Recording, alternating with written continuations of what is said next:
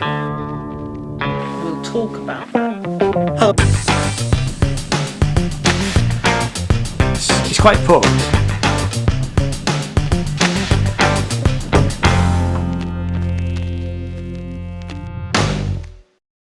Hello and welcome, my name is Ian and this channel is all about music and art. And this is where we talk about music and art. And I've been running a series of videos looking at what's been happening regarding the music streaming in the UK. Because since September 2020, the UK Government Digital Culture, Media and Sports Committee have been looking into ways that streaming platforms and large record companies manage payments to songwriters, musicians and performers. And we made those meetings available in a more palatable form than watching the long committee meetings that the DCMSC ran. And their report has just been published last week. And there are some important outcomes from that report. So the music industry is weighted against artists, and even successful pop stars see pitiful returns on their streaming revenue, the committee said. They are calling for a complete reset of the market, with musicians given a fair share of the 736.5 million that the record labels earn from streaming. In the report, they said that royalties should be split 50-50 instead of the current rating where artists receive about 16%. We'll have a look at that because that's not quite true. While streaming has brought significant profits to the recorded music industry, the talent behind it, the performers, songwriters, composers, we're all losing out really. So let's have a look at how an artist gets paid at the moment. Presently, Spotify is believed to be paying between 0.002p and 0.0038p, while Apple Music pay about 0.0059. YouTube pay the least, which is about 0.00052p. Although it is possible to receive advertising money from YouTube if you become a member of their monetization program and set up a Google AdSense account. So currently all of the money generated by streaming goes to rights holders. Now a rights holder is a blanket term covering everything from massive record companies to artists like me who release their own music. That money is then divvied up between everybody involved in making the records. And often the recording artists only receive about 13% of the revenue, with labels and publishers keeping the rest. And there is an issue with larger artists and record labels getting a bigger piece of the pie than the smaller independent labels like mine. The way my contract works with my distributor is that I pay a fixed fee per release and reclaim 100% of the revenue, which is fine for my own music. When I release other artists on my label, I take 20% of the streaming revenue, with the band or artist taking the other 80%, although this is still a really small amount. So let's have a look at the report and their top 5 recommendations. The committee's words, not mine, and it all sounds a bit like Top of the Pops. But anyway, here we are. Right, let's have a look at the committee website first of all. So the Digital Cultural Media and Sports Committee, and when we look, they've got 7 inquiries at the moment. The one that we're particularly interested in is obviously the economics of music streaming. And this is the important factor, that they've published a report on the 15th of July and the government have to respond by the 15th of September. When we click on the report, we get a page which tells us all about the formal meetings that they've had, but doesn't directly lead us directly to the report.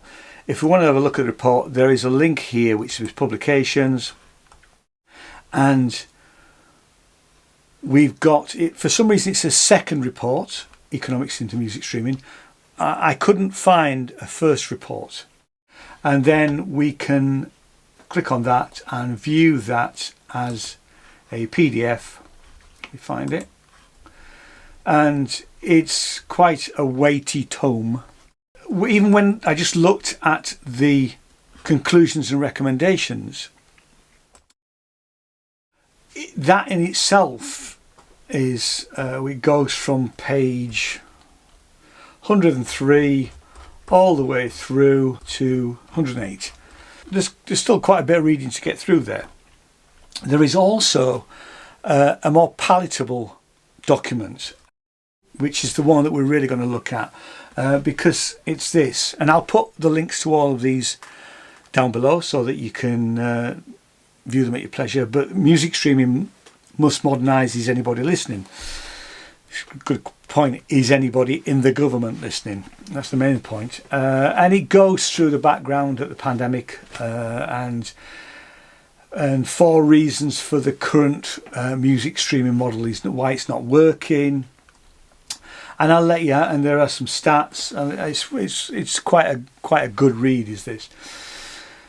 And the 3 major music record companies control the majority of the market, which, you know, really they shouldn't, but hey ho, they do. And then it looks at the perspective, and it has sound bites from some of the relevant people that give their testimony to the committee. We've got Nile Rodgers, Tom Gray, Nadine Shah famously said that she couldn't even make rent as the way things are at the moment. So there's all of that, and then there is a response from the corporates, you know, and the record labels, which was particularly interesting because David Joseph was particularly evasive in his testimony. And then their top 5, and it's their words, not mine, their top 5 recommendations to fix the problem. And let's have a look at these. And first of all, we have equitable remuneration, and they want it now. So the right to equitable remuneration is a simple yet effective solution to the problem caused by poor pay from music streaming. And it is a right that is already established within UK law, didn't know that, and has been applied to streaming elsewhere in the world. So this should be an easy fix. And what they're asking for is that the government should enact legislation so performers can enjoy the right to equitable remuneration for streaming income now. As my understanding of equitable remuneration is that what happens at the moment is that the record labels and the big artists get a bigger percentage of the streaming revenue than smaller guys like me get. Now, I don't believe it's completely fair, and I believe that Spotify have done a pilot on this, and in fact there's a very good podcast which I will link down below from CMU, who explain this clearly a lot better and a lot more succinct than I can. But it's worth looking at if you want to know a bit more about that particular pilot and the way that it works. Point 2, that the revenue parity for songwriters and composers isn't correct. And despite being an important part of the music creation and music streaming process, songwriters and composers are not effectively remunerated for their work. I would definitely agree with that. And that what the government should be doing is work with creators and independent publishing sector to explore ways in which the new and upcoming songwriters and composers can be supported to have sustainable careers and independent music publishers remain commercially viable. Now, what they're not saying is how that's going to happen. All they're saying is that it should be more of a dialogue, which you might argue is maybe a bit of a get out and a catch all. I mean, I agree with the sentiment. They're not suggesting any particular way of fixing that little issue. All they are saying is that it's not really working now. The statement, the government should work with creators in the independent publishing sector to explore ways. The government might turn around and say that it's not their job to do that. Anyway, I'm not completely convinced by that, but tell me what you think down below. Right, number 3, a study into the marketing power of the music industry. Okay, another study. There is no doubt that the major music groups currently dominate the music industry, both in terms of overall marketing share and recording, and to a lesser extent publishing. I would say it's not that a lot of the publishing is owned by large record labels, but also through their ownership of the most valuable music rights and through the mergers and acquisitions of competing services. We recommend that the government refer a case to the Competition and Marketing Authority, the CMA, to undertake a full market study into the economic impact of the majors' dominance. The government must also provide the CMA with the resources and staffing to undertake this case. Well, I have to say that why would the government do that? I mean, I think the government should do that, but knowing the current Conservative government that we have in the UK at the moment and the way that they have, shall we say, managed the pandemic and, given contracts to their cronies and the amount of cronyism that's going on in the current government, and the way that they have really left the whole music and arts industry out to dry throughout this pandemic, and the fact that people who work in theatres and in the music venues are having to work as Uber drivers or working for Amazon and people like this, that I can't see the government doing anything about that, really. Call me glass half empty, and I would love to see it happen, but they've come across time and time again, over the last year, 2 or 3 years of this government. 2 years? Is it only 2 years that we've had Boris Johnson as Prime Minister? And the way that they have really just completely ignored the arts, I can't see that happening. But I'd like to be wrong on that. Point 4, fair and transparent algorithms and playlisting. Definitely agree with this. Music creators play an important role in the discovery and consumption of digital music. It's unsurprising that music creators are putting more resources into catching the eye of these creators. Where creators are paid or receive benefits in kind for playlisting, which is in effect payola, and I think the big guns here are Spotify. You can pay to have your song playlisted, I believe.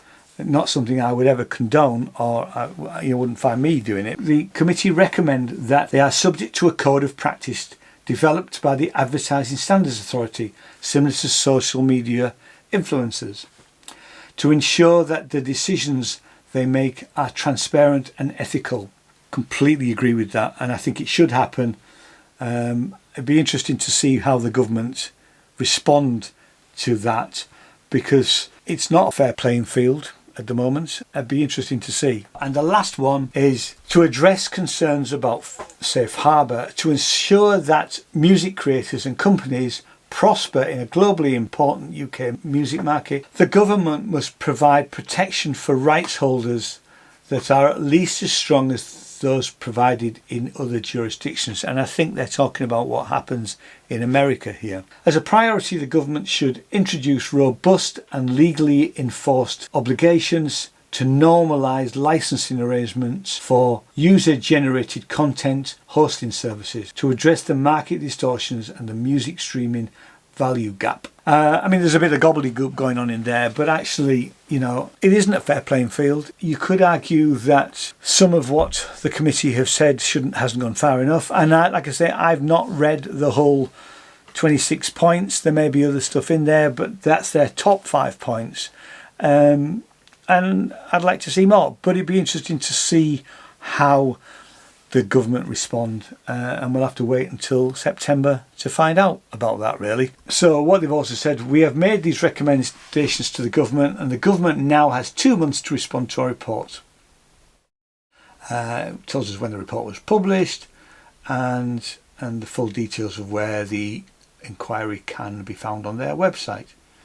And if you're interested, then it tells us who the actual committee are.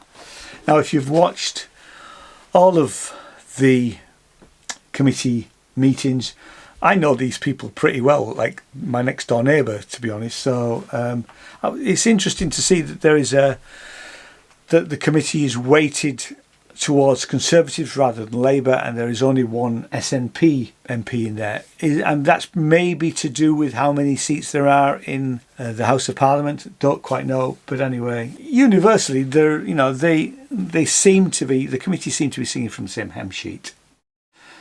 But let's wait and see what happens. So there we have it. These are my thoughts. Let me know yours in the comments down below.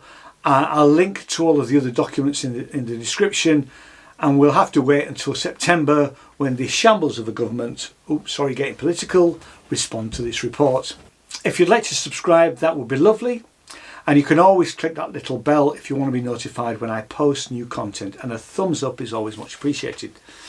There's some really interesting content coming along on the channel. I'm heading to Edinburgh Fringe Festival shortly, and we'll be doing live streams, reviews and vlogs from this amazing arts festival. There's also some more music, instrument and synthesizer reviews coming, and in fact I was the first person in the UK to have a new synthesizer for review. It was so new that I was sent the prototype. I can't say which manufacturer and instrument, as they've asked me to hold releasing the videos until the synth is in the shops. So watch out for that. I have to say, that's such a tease. So thanks very much for watching, and I'll see you next time. Thanks now. Cheers. Bye bye.